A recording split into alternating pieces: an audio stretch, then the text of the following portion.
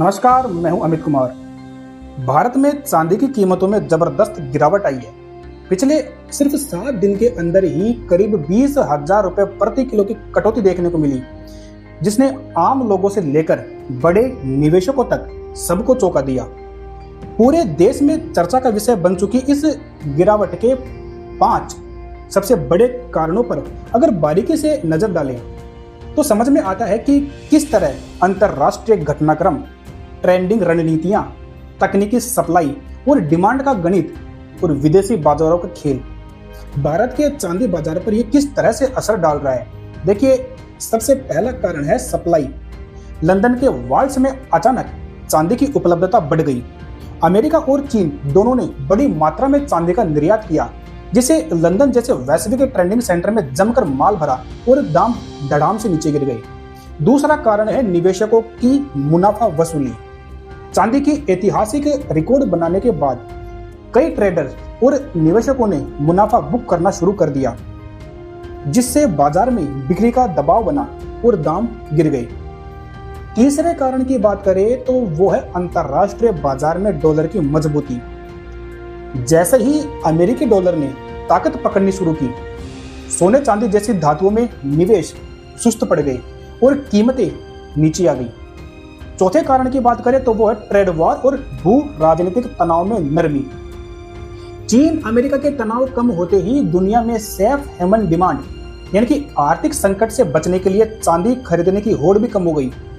पांचवें कारण की बात करें तो वो है डिमांड सप्लाई के नए समीकरण।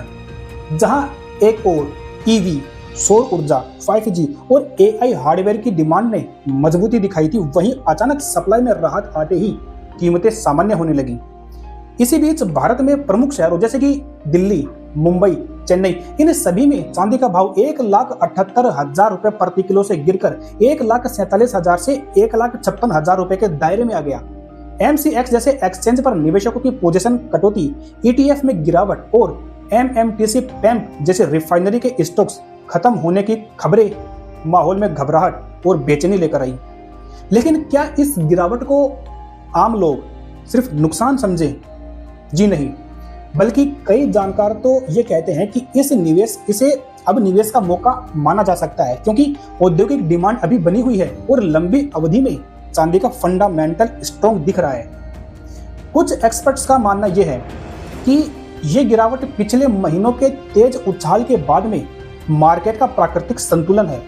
वहीं बाजार में टैक्स, इंपोर्ट ड्यूटी और लोकल डिमांड भी प्राइस को प्रभावित कर रहे हैं। अब दिलचस्प बात यह है कि पिछले 10 सालों में यह सबसे तीखी सिंगल डे गिरावट मानी जा रही है। जहां शेयर बाजार में हलचल बनी है, वहीं घरेलू रिटेलर अभी भी त्योहारी सीजन और शादी ब्याह की खरीदारी करते हुए नजर आ रहे हैं।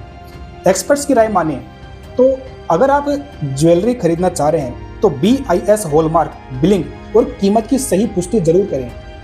रोजाना भाव देखें। क्यों? क्योंकि इतने उतार चढ़ाव में हर छोटे मौके का फायदा उठाया जा सकता है। कुल मिलाकर देखें तो ये गिरावट न सिर्फ पुरानी रिकॉर्ड ऊंचाइयों का करेक्शन है, बल्कि भारतीय बाजार की आगामी चाल का एक झलक भी हमें देती है। आने वाले महीनों में औद्योगिक मांग, सरकारी नीतियों और वैश्विक आर्थिक माहौल पर नजर रखनी होगी। क्यों? क्योंकि यहां से हर गिरावट एक नई छलांग का मौका भी बन सकती है।